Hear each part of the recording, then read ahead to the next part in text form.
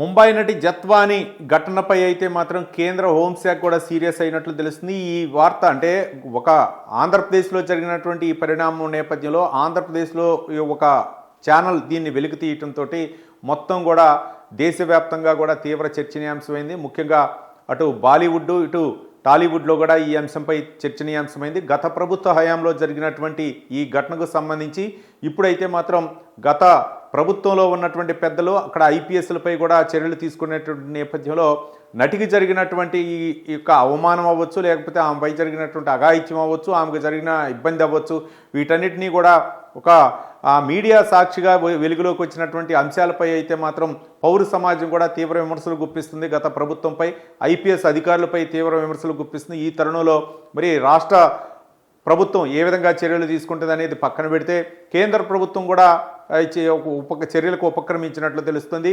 మరోపక్క కేంద్ర హోంశాఖ మంత్రి అమిత్ షా అయితే మాత్రం ఈ ఇష్యూని సీరియస్గా తీసుకున్నట్లు తెలిసింది. అధికారులకు అయితే మాత్రం కీలక ఆదేశాలు ఇవ్వడం జరిగింది.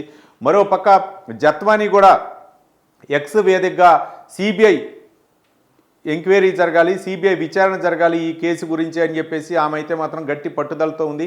ఈ ఇష్యూని అంటే గతంలో ఎవరైతే నాపై అఘాయిత్యం చేశారో, నన్ను ఇబ్బంది పెట్టారో, నన్ను ఒక గెస్ట్ హౌస్కి తీసుకెళ్ళి నానా రకాలుగా హింసించారు, మా తల్లిదండ్రులను హింసించారని చెప్పేసి ఆమె అయితే మాత్రం పట్టుదలగా ఉంది.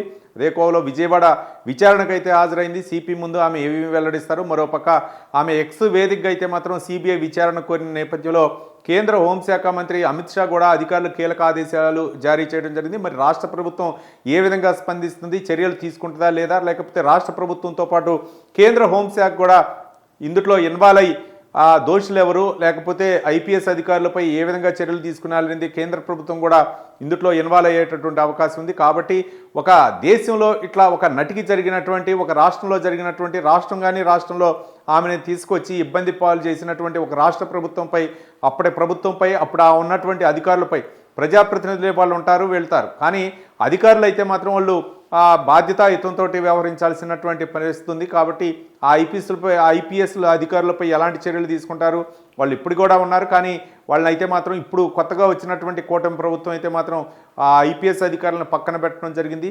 మరి సిబిఐ ఇన్వాల్వ్ అయిద్దా, కేంద్ర ప్రభుత్వం ఏ దర్యాప్తు సంస్థలను పంపించి మరి నటి జత్వాని విషయంలో అయితే మాత్రం అక్కడ ఎంక్వైరీ జరిపిద్ది అనేది మనం వేచి చూడాలా. మరోపక్క రాష్ట్ర ప్రభుత్వం ఇచ్చేటటువంటి సమాచారంపై ఆధారపడి ఉంటుందా, లేకపోతే ఆమె చెప్పేటటువంటి వాంగ్మూలం విచారణ స్టేట్మెంట్ ఏదైతే ఉందో దానిపై ఆధారపడి ఉంటుందో మనం మొత్తానికి వేచి చూడాలా. ఒక పక్క సిపి రాజశేఖర్ బాబు నేతృత్వంలో అక్కడ ఒక కమిటీని కూడా ఏర్పాటు చేయడం జరిగింది, స్రవంతి రాయ్ నేతృత్వంలో.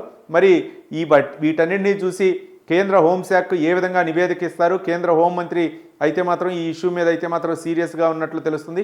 ఇక భవిష్యత్తులో కూడా ఇలాంటి ఘటనలు జరగకుండా అయితే ఎలాంటి చర్యలు తీసుకుంటారో మనం చూద్దాం.